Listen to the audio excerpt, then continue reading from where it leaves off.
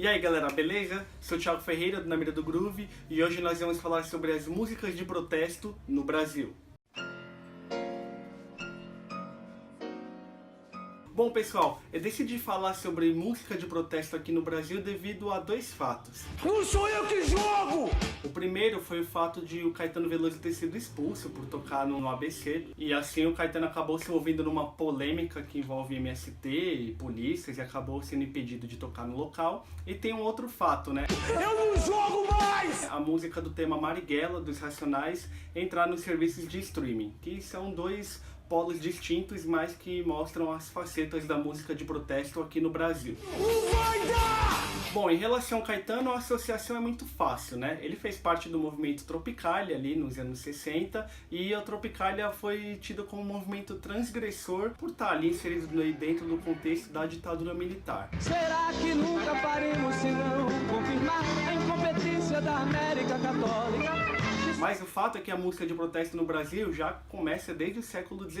Antes do samba, inclusive, tinha o lundu, que era um gênero musical vindo dos escravos da Angola, que eram contra toda aquela opressão que eles sofriam no trabalho. E aí depois surgiu o samba, que mostrava a malandragem dos morros. Claro que nenhum deles era um ataque, um afronte direto ali contra o sistema. Mas só o fato de existir esses gêneros, de surgirem guetos e tudo mais, isso mostrava uma contrapartida ao que estava imposto no status quo. Então isso é considerado uma música de protesto, tanto o samba como o começo do carnaval em si. De qualquer forma, o termo música de protesto ganhou bastante popularidade ali na ditadura militar, principalmente depois dos festivais de música que rolavam lá na emissora Record, né? Um dos grandes nomes que a gente pode falar são Edu Lobo e Carlos Lyra, que eram vinculados a movimentos estudantis da UNE na época. Eles fizeram uma interligação da manifestação que os estudantes tinham com a proposta de toda a comunidade musical ali da época. E muito dessa música de protesto tinha um propósito de união nacional. Eles acreditavam que o povo se unindo, era possível você ir bater de frente ali contra a opressão da ditadura, né? Então muitas das músicas dessa época, elas eram muito firmes ali no esquema estético musical brasileiro.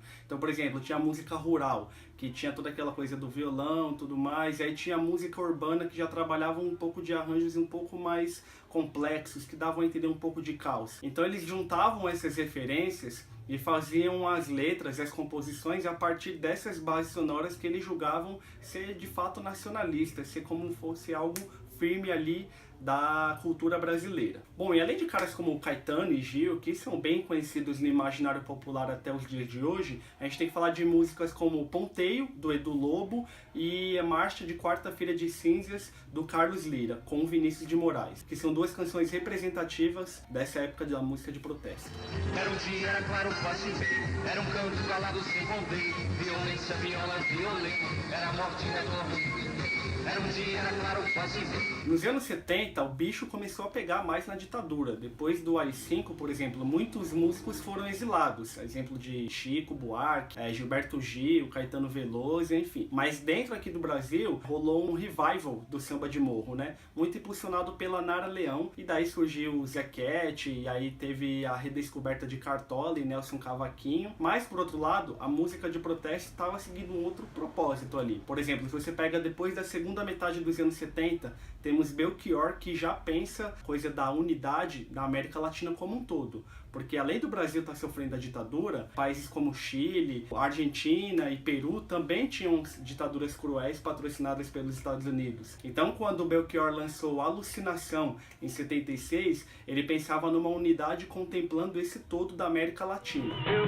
sou apenas um rapaz latino-americano sem dinheiro no banco, sem parentes importantes.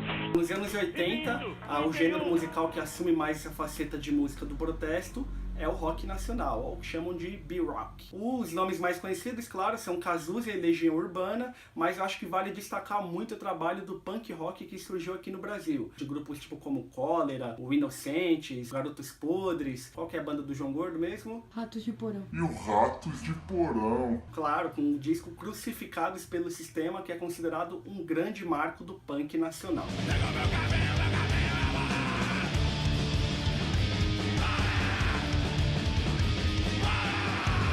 final dos anos 80 para os anos 90, nós temos o rap nacional que se tornou a voz das periferias. Eu já dediquei um vídeo inteiro falando um pouco sobre o rap nacional dos anos 90 comparado aos dias de hoje, mas é importante ressaltar principalmente o papel dos Racionais como música de protesto. A primeira grande música deles nesse sentido foi Homem na Estrada, que falava dessa tensão que existia entre a polícia e o pessoal que morava ali na periferia, né? Mas depois que o Racionais lançou esse som, outros grupos começaram a analisar a periferia com um aspecto social, digamos, mais agudo. É o que a gente pode falar, por exemplo, de MV Bill, de RZO, de Consciência Humana, de Face da Morte, enfim, uma infinidade de grupos que redefiniram o gênero nos anos 90. Quando se fala de rap nacional, o disco que é o símbolo de protesto ainda é o Sobrevivendo no Inferno, que inclusive completa 20 anos agora em 2017. Aqui estou mais um dia, sob o olhar sanguinário do vigia. Você não sabe como é caminhar com a cabeça na mira de uma HK. Bom, ainda nos anos 90 a gente não pode esquecer do movimento Mangue Beat, lá no Recife, com o Chico Sainz, o Nação Zumbi e o Mundo Livre S.A., que a partir do triste fato de Recife ser considerada uma das capitais mais violentas do mundo, apresentou ao mundo ali os Mangue Boys, que eram conectados ao lance das HQs, ligados ao futurismo, enfim. Aquilo era um protesto social porque marcava não apenas a voz dos excluídos de um local, mas mostrava também a riqueza rítmica musical que existia ali. Por exemplo, o Chico Sainz, ele fundiu rock, maracatu, jongo e samba, e inclusive a influência da música pernambucana. Da lama ao caos, do caos à lama, o homem roubado nunca se enganar. Da lama ao caos, do caos à lama, o homem roubado nunca se enganar.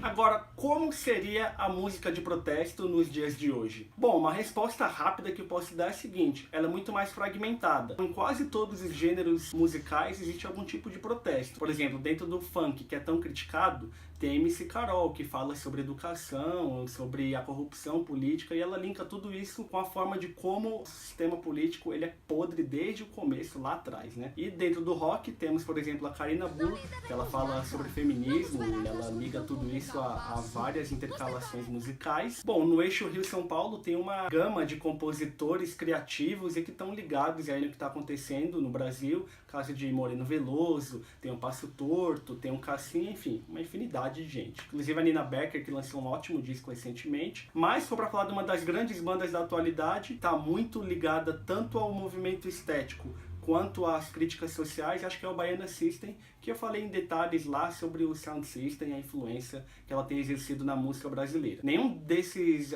artistas consagrados, tipo Caetano Veloso ou Racionais, que continuam sendo nomes muito vinculados à música de protesto, tem lançado algo recentemente tão relevante como Duas Cidades, que é considerado um dos melhores discos da década, pra mim, desde já, né?